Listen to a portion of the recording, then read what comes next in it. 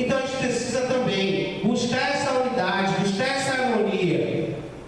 É fácil? Não é fácil, é um desafio. Nós somos pessoas diferentes. Uns gostam de um estilo musical, outros gostam de outro. Uns gostam de um tipo de roupa, outros gostam de outro. Uns gostam de um tipo de comida, outros gostam de outro. Mas da mesma forma como em um casamento a gente precisa juntar as diferenças e conviver com elas, no dia a dia da igreja também.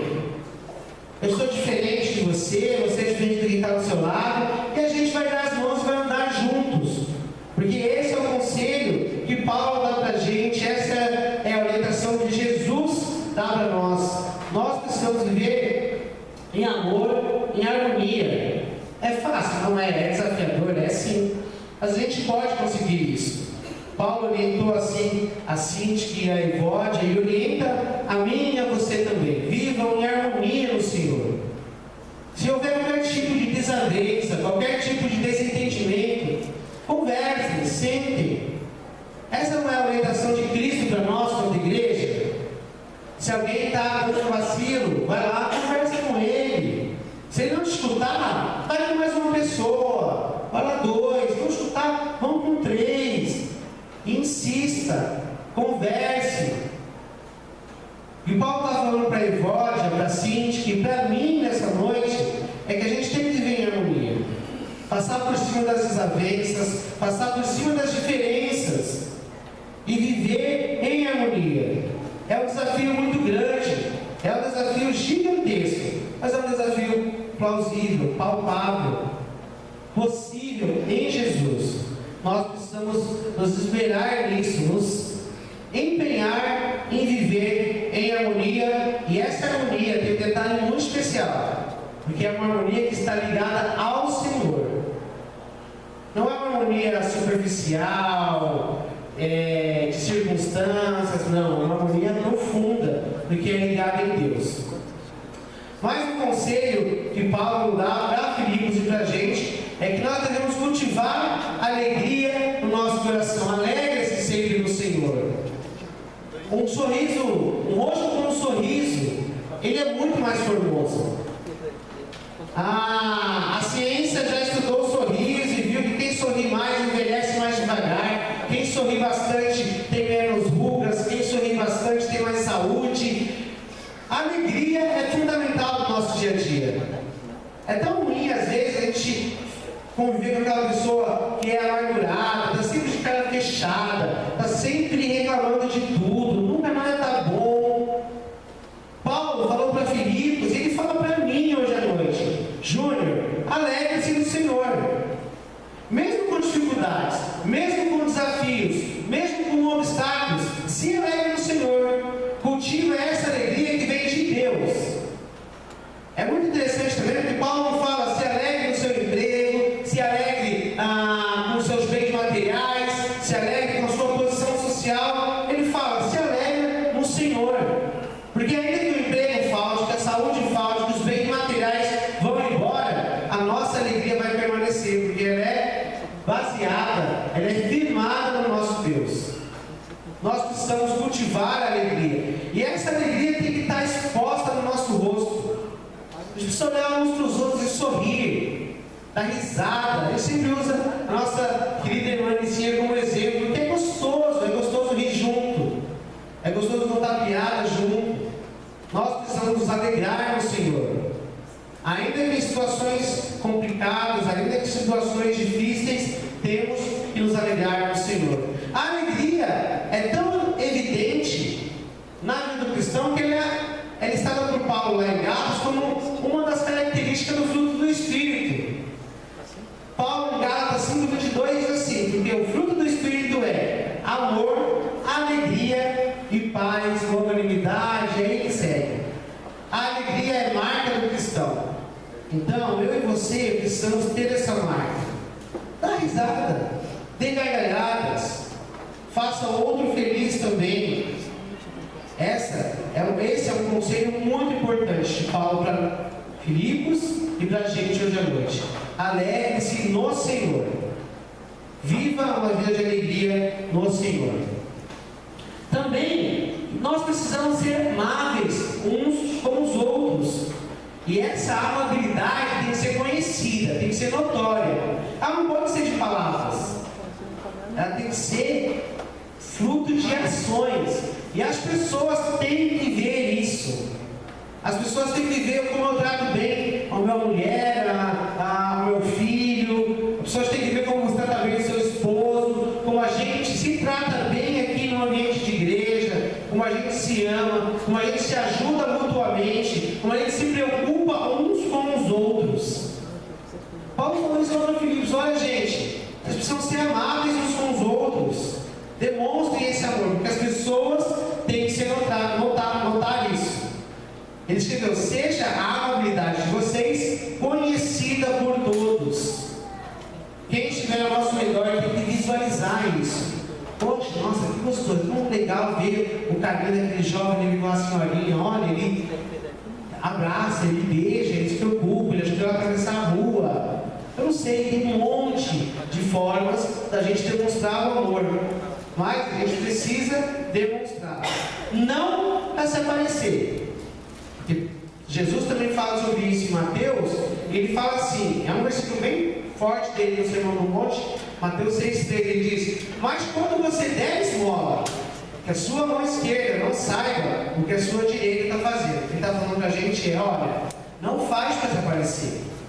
Não vai lá e abraça, deixa eu ver, a irmã está sozinha, não vou lá falar com ela. Aí chega um monte de gente, a igreja está cheia: oi, irmã, tudo bom? Abraça, beija. É o inverso disso que Paulo e Jesus estão dizendo para a gente. Ele está dizendo: você tem que abraçar e beijar a irmã quando ela está sozinha, quando ela está rodeada de gente, quando ela está aqui dentro do templo, quando ela está andando na rua. Eu não sei se aconteceu já com você, comigo já aconteceu. De você estar indo, por exemplo, para a igreja e passar a pessoa do seu lado e faz de conta que não te viu. Terrível isso, é bem desmotivador. O que Paulo está falando é: se preocupa uns com os outros, demonstra isso no dia a dia. Faz o possível para amar ao outro como você ama a si mesmo, que é o mandamento do nosso Senhor Jesus Cristo. Nós precisamos ser amorosos uns com os outros. Nós precisamos ainda descansar e confiar em Deus. E esse é um desafio muito grande. Esse é um desafio muito, muito, muito profundo. Porque a gente quer resolver os nossos problemas, a gente quer correr atrás das soluções. Mas Deus, Ele está ao nosso favor. Ele sai ao nosso auxílio. Os ouvidos dele não estão fechados para não ouvir as nossas orações. Nós vimos hoje aqui as pessoas agradecendo pelas bênçãos de Deus. Bênçãos que nós, alguns domingos atrás, estávamos pedindo. A pessoa que a irmã Rosa citou, nós estivemos aqui olhando por ela. Oramos por ela durante alguns cultos. A minha vida, a história da minha vida com agora nosso filho, quantas vezes a gente veio, orou ao Senhor.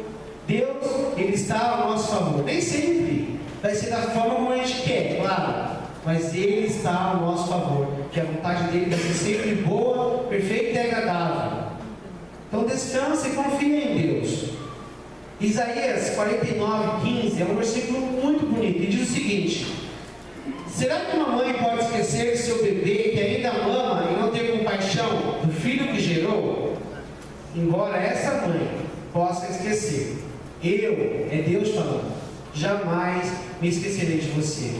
A gente pode confiar em Deus, a gente pode descansar em Deus, porque Ele jamais vai esquecer da gente. Deus jamais vai nos abandonar. A gente pode ter 100% de certeza de que Deus vai ouvir a nossa oração, vai respondê-la de acordo com a vontade dele, mas Ele vai ouvir a nossa oração. E aí, quando a gente descansa em Deus, é maravilhoso, porque o versículo vai terminar dizendo assim: a paz de Deus, que excede todo entendimento, ela guarda o seu coração. Quando a gente descansa em Deus, a gente não está imune ao problema, mas a paz de Deus, que é incompreensível, que nada pode ser comparado a ela guarda o nosso coração. Por isso, nós precisamos confiar e descansar no Senhor. Nós precisamos ainda guardar as nossas mentes. O versículo diz assim: finalmente, irmãos, tudo que for verdadeiro, tudo que for nobre, tudo que for correto, tudo que for puro, tudo que for amável, tudo que for de boa fama, se houver algo de excelente ou digno de louvor, pense nessas coisas. Nós precisamos alimentar as nossas mentes com coisas sadias, com coisas boas. Nós não podemos alimentar as nossas mentes com rancor, com mágoas, com ressentimentos, com reclamações. Nós precisamos trazer para dentro das nossas mentes aquilo que é bom, aquilo que é digno de louvor. Lembra daquilo que Deus fez no passado na sua vida. Lembra daquilo que Deus está fazendo agora na sua vida. E confia, alimenta sua mente com isso. Se delicie na palavra de Deus, na leitura bíblica, conhecendo o nosso Deus. Alimente a sua mente com aquilo que vem dos céus. Nós precisamos ter isso dentro das nossas mentes, alimentá-la com aquilo que vem de Deus. E a gente óbvio que não está falando de um extremo, de passar o dia inteiro lendo a Bíblia. Você vai ter só ligar na 96.5, na Vida FM, para ficar escutando a música cristã, gospel o dia inteiro. Que você tem que toda hora postar versículos bíblicos nas redes sociais. Não é isso. Mas é ficar se lembrando de Deus. Tem um tempo, vamos ler a Bíblia. Tem um tempo, vamos orar. Vamos compartilhar com alguém aquilo que Deus tem feito por nós. Essa semana foi tão engraçado no trabalho, porque eu estava querendo fazer um curso lá junto com uma turma do escritório, e aí não tinha vaga, estava cheia e tal. E aí uma pessoa desistiu, e aí me chamaram e falaram: se você quiser fazer, né, vai ter uma vaga agora em maio. E aí beleza. E aí uma companheira de trabalho falou assim: estou começando a achar que você é meio bruxo, hein? Que você queria ser pai, deu tudo certo, Deus foi lá, trouxe mulher e você teve um filho. Aí você queria fazer o curso, agora a vaga, teve uma vaguinha para você. E aí foi bem a oportunidade. Foi para então, você mesmo já reconheceu na sua própria frase o que aconteceu comigo. Porque quem fez, por exemplo, a bênção na minha vida do meu filho, foi o próprio Deus. Foi o próprio Deus quem fez isso. Então a gente precisa compartilhar. Ela só fez esse comentário porque um dia eu compartilhei com eles. Compartilhei o que eu estava vivendo, compartilhei o que Deus estava fazendo com a gente, as lições que Deus tinha nos ensinado durante esse tempo que nós passamos orando pelo Samuel. Então, alimente sua mente, lendo, estudando, ouvindo e compartilhando também. É gostoso quando a gente compartilha, porque você relembra aquilo que você viveu, está escutando novamente. Cada vez que eu conto para alguém a história, por exemplo, essa última nossa história sobre Samuel, eu lembro de mais detalhes, eu lembro do amor de Deus, eu penso: Deus foi maravilhoso. Então, preencha sua mente assim também, compartilhando das maravilhas que Deus tem feito por você. Nós cantamos o hino quase sempre: quantas bênçãos, quantas contas são recebidas da divina mão. Vai falando, fala uma a uma, porque Deus tem derramado. Então, alimente a sua mente com aquilo que é digno, com aquilo que é bom. Semana passada a gente viu um pouco sobre os bereanos e como eles eram preocupados com aquilo que eles aprendiam, com aquilo que eles alimentavam a sua mente. Nós precisamos também alimentar bem a nossa mente. E por fim, o último conselho que Paulo dá para os filipenses e para mim e para você nessa noite é que nós precisamos colocar em prática tudo o que a gente aprende. É que não adianta ouvir e deixar de lado. Nós precisamos colocar em prática todos os ensinamentos de Deus. Tudo que vocês aprenderam, receberam, ouviram e viram de mim, ponham em prática. E o Deus de paz vai estar com vocês. Eu sempre fui muito envolvido com a igreja. Eu sempre participei de diversos congressos, acampamentos, coisas de juventude. E aí era tão comum na minha vida, estou falando de mim, hein? Ir lá para o congresso na segunda-feira, tinha uma semana de êxtase ainda, de euforia, e passava. Tudo aquilo que os 10 pontos lá, os 5 pontos, os 3 pontos do congresso, não eram mais visualizados no meu vida. O que Paulo está falando para a gente é: se você aprender de Deus, conhecimento vago, é conhecimento nulo.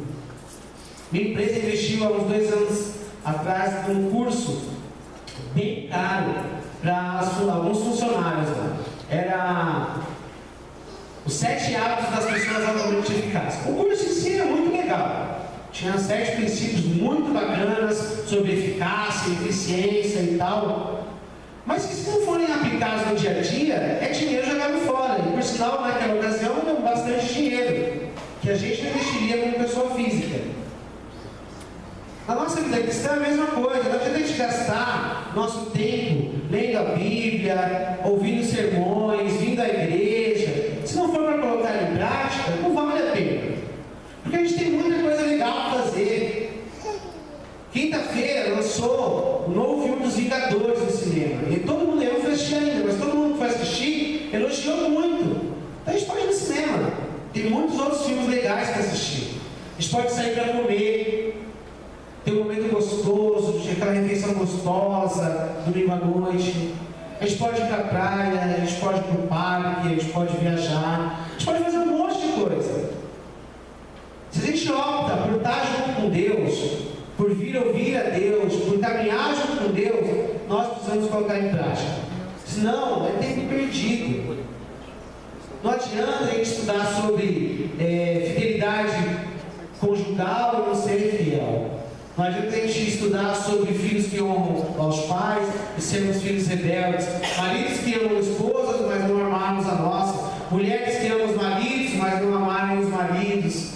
Qualquer coisa, nós precisamos colocar em prática. Paulo falou isso bem pontual para o povo de Filipe. E fala para a gente hoje à noite também, que vocês coloquem em prática. Júlio, coloquem em prática as minhas palavras. Todos esses conselhos que você elencou aí, coloque em prática. Jesus, lá no Evangelho de Mateus, na verdade, no 7:24, falou assim: portanto, quem ouve estas minhas palavras e as pratica, é como um homem prudente, que construiu a sua casa sobre a rocha. Quem pratica aquilo que escuta é um homem sábio, é uma pessoa inteligente, é alguém que construiu, que edificou a sua fé, a sua história, a sua vida sobre a rocha que é Jesus. Nós precisamos colocar em prática.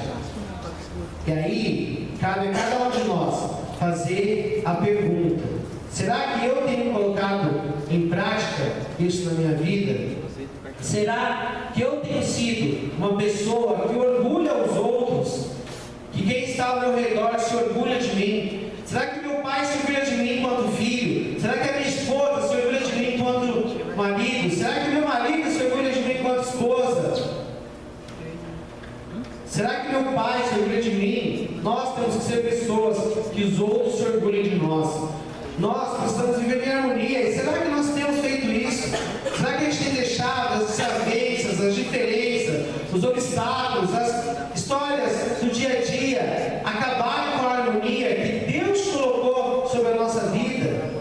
Será que a gente tem permitido que situações cotidianas, corriqueiras, tão banais, apaguem o brilho da unidade cristã que deve haver em nós?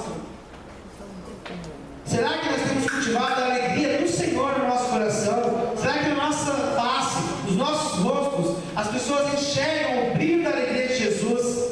Será que quando alguém olha para mim, ele pensa: não, esse cara é feliz? Ou ele pensa: nossa, que cara amargurado? Nós temos que ser pessoas alegres. Será que temos sido isso? Será que nós temos sido amáveis uns com os outros e demonstrado isso com um sentimento real? Nos preocupado com o próximo, amado o próximo, auxiliado o próximo, sem interesses, sem segundas intenções? Será que a gente tem conseguido colocar nossa ansiedade diante de Deus, como diz Pedro, e descansado nele? Será que a gente tem confiado em Deus? Será que a gente tem guardado a nossa mente pura, alimentado ela com aquilo que vem do céu, com aquilo que vem de Deus? E será que nós temos praticado todos esses conselhos que Paulo dá para nós? Essas perguntas todas eu fiz a mim mesmo enquanto redigia essa meditação.